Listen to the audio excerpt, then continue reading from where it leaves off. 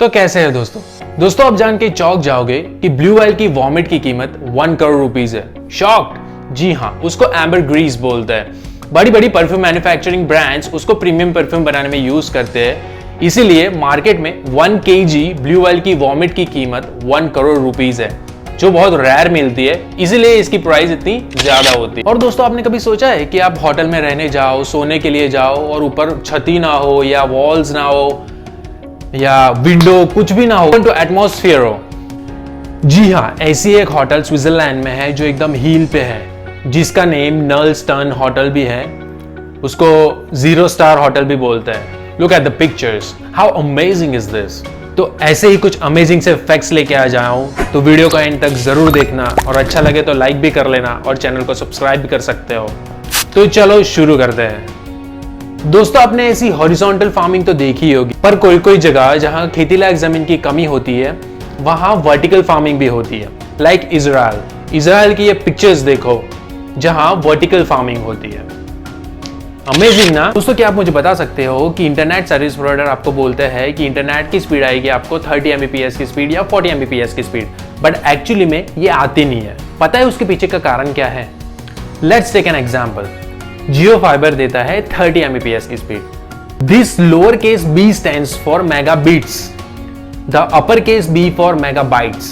So 8 bits equals to 1 byte. So 16 megabits per second equals to 2 megabytes per second. Same as 2 megabytes per second equals to 16 megabits per second. तो अगर जियो fibre आपको 30 megabits per second speed देती है तो actual में आपको मिलेगी 3.75 megabytes पर सेकेंड। सो सर्विस प्रोवाइडर गलत नहीं बोलते, अपन गलत समझते हैं। दोस्तों, आपने आज तक बहुत सारे अलग अलग प्रकार के म्यूजियम्स भी देखे होंगे, पर पता है दिल्ली में एक टॉयलेट म्यूजियम भी है जिसका पूरा नेम है Sulabh international museum of toilets, जिसमें आपको टॉयलेट की पूरी ग्लोबल हिस्ट्री जानने को मिलेगी। According two times magazine, this museum is one of the weirdest museum in the world. Look at the pictures of this amazing museum. दोस्तों, जो हॉस्पिटल में ऑपरेशन रूम होता है उसको ऑपरेशन थिएटर क्यों बोलते हैं? ठीक है, ये पिक्चर को देखो। दोस्तों, ये फोटो है 1950s की, जिसमें सेंटर में एक सर्जरी चल रही है और उसके चारों तरफ स्टेप्स में सिटिंग अरेंजमेंट है, जिसमें सब स्टूडेंट्स एंड नर्सेस सर्जरी को ऑब्जर्व कर रहे हैं। तो ऐसी थिएटर जैसी सिटिंग अरेंजमेंट की वजह से ऑपरेशन रूम को ऑपरेशन थिएटर बोला जाता है। दोस्तों, क्या आप मुझे बता सकते हो कि हवाई जहाज एरोप्लेन में थर्मोमीटर अलाउ क्यों नहीं होता है? चलो उसके पीछे का कारण बताता हूँ। एक्चुअली में एरोप्लेन की बॉडी बनती है एल्यूमिनियम एंड एल्यूमिनियम अलॉय से और थर्मामीटर में होता है मर्क्यूरी। अब ये वीडियो को ध्यान से देखो। ये वीडियो में बेस में है एल्यूमिनियम और उसके ऊपर एक ड्रॉप डाला जाता है मर्क्यूरी का। अभी उसके बीच का रिएक्शन देखो। मर्क्यूरी एल्यूमिनियम में होल कर देता है, जिसकी वजह से प्लेन में थर्मामीटर अलाउ नहीं होता। दोस्तों, ऐसे ही थोड़े दिन पहले इंस्टाग्राम स्क्रॉल कर रहा था तो देखा कि ऐसे ही कोई मैजिक बल्ब ऐसे हवा में छोड़ देता है और वो एकदम से ब्राइट होता है। तो सोचा हाउ इज इट पॉसिबल। फिर थोड़ा सर्च किया तो पाया कि इसको लेविएटिंग बल्ब बोलते हैं। अब सोच रहे होंगे कि इसमें तो कोई पावर सप्लाई हो ही नहीं रहा है, मतलब डायरेक्ट पावर सप्लाई कोई है ही नहीं, तो ये काम कैसे करता है? चलो मैं ही समझा देता हूँ। एक्चुअली ये फ्लाइट बल्ब काम करता है इंडक्शन एंड मैग्नेटिज्म की कंबाइन इफेक्ट से। इसके बेस के वुडन बॉक्स में 2 चीजें होती है, array of electromagnet and magnetic induction charger. अब जब बल्ब को वुडन बॉक्स पे रखते हैं तब वो इलेक्ट्रोमैग्नेट की वजह से अट्रैक्ट होते हैं और जो बेस के अंदर इनर मैग्नेट है वो उसको ही दूर करता है, जिससे बल्ब एयर में एक पोजीशन पे बैलेंस होते हैं। अब जब बल्ब रेंज में आता है तो रिसीवर पावर को magnetic induction through receiver block में से पावर गेन करता है, जिसकी वजह से उसको पावर मिलता है और वो ग्लो होता है। दोस्तों, हम सब में प्ले स्टेशन के शौकीन तो बहुत लोग होंगे। तो दोस्तों, ये है world's most expensive PlayStation, जिसको कैवियर कंपनी ने लॉन्च किया है और उसका नाम दिया है PlayStation 5 गोल्ड रॉक एडिशन।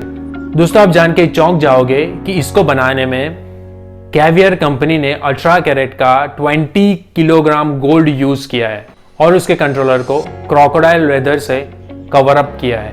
जिसकी ऑलमोस्ट कॉस्ट है 9 करोड़ रुपीस। दोस्तों अभी थोड़े दिन पहले कैलिफोर्निया में ऐसे क्लाउड की पैटर्न देखी गई थी। इट इज लाइक स्काई में से कुछ ऐसे नीचे लटकाया गया हो। इसको स्कड क्लाउड बोलते हैं। एक्चुअली में ये क्लाउड स्मॉल वाटर पार्टिकल के कंडेंसेशन से अटैच्ड होते हैं। तो ये थिक और हैवी होने के कारण जो हायर लेवल पे क्लाउड का लेयर होता है उसमें मिक्स नहीं होते, जिसकी वजह से ये एकदम नीचे की तरफ आ जाता है और ऐसी पैटर्न क्रिएट होती है। ये इमेजेस को देखो, हाउ अमेजिंग इट इज।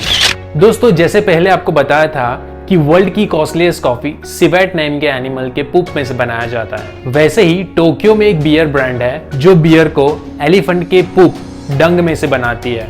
जी हाँ, उसका नेम है उन कोनो कुरो, जिसमें सेम एलिफेंट को कॉफी बीन्स खिलाए जाते हैं, फिर उसके डंग में से कॉफी बीन्स को निकाल के उसमें से बियर बनाया जाता है। मजे की बात यह है कि जैसे ही ये बियर का ऑनलाइन सेलिंग हुआ 1 मिनट में आउट ऑफ स्टॉक हो गया। दोस्तों आज मैं आपको एक ऐसे प्रकार की shellfish, it's not shellfish, it's a shellfish दिखाता हूं जिसको देख के आप लिटरली चौंक जाओगे। ये पिक्चर्स को देखो, लुक्स लाइक ये एक शेलफिश है। इसका नेम है Pacific geoduck. You can search more photos on Google, you gonna be amaze. ये वीडियो को देखो। इस तरह से सैमसंग अपने स्मार्टफोन की ड्यूरेबिलिटी टेस्ट करता है। इसको बट रोबोट बोलते हैं। इसमें बट शेप रोबोट होता है जो धीरे धीरे वेट देके स्मार्टफोन की ड्यूरेबिलिटी टेस्ट करता है। दोस्तों क्या आपने कभी सोचा है कि मॉस्किटोज हमेशा ओवरहेड पे ही क्यों गुनगुनाते हैं?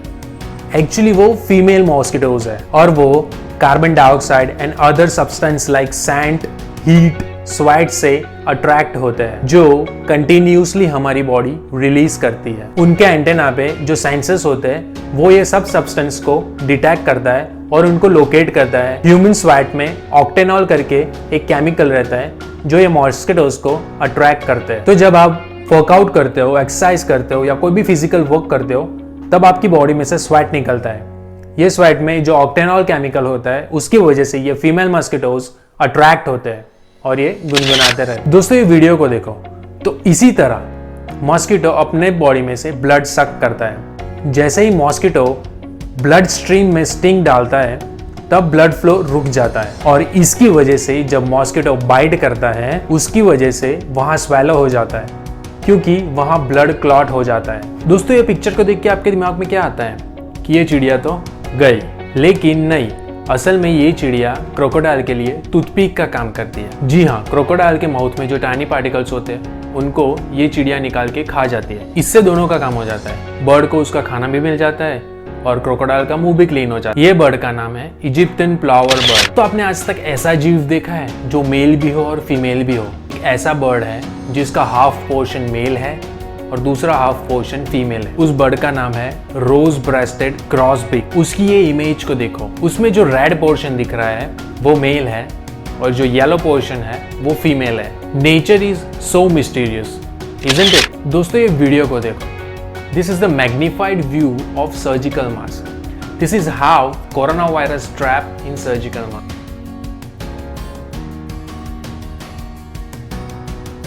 दोस्तों आपने रॉकेट लॉन्चर तो देखा ही होगा। तो दोस्तों क्या आप मुझे बता सकते हो कि जब वो लॉन्च होता है तो उसके आजू बाजू ये स्मोक क्रिएट होता है, एक्चुअली में वो क्या है? चलो मैं ही बता देता हूँ।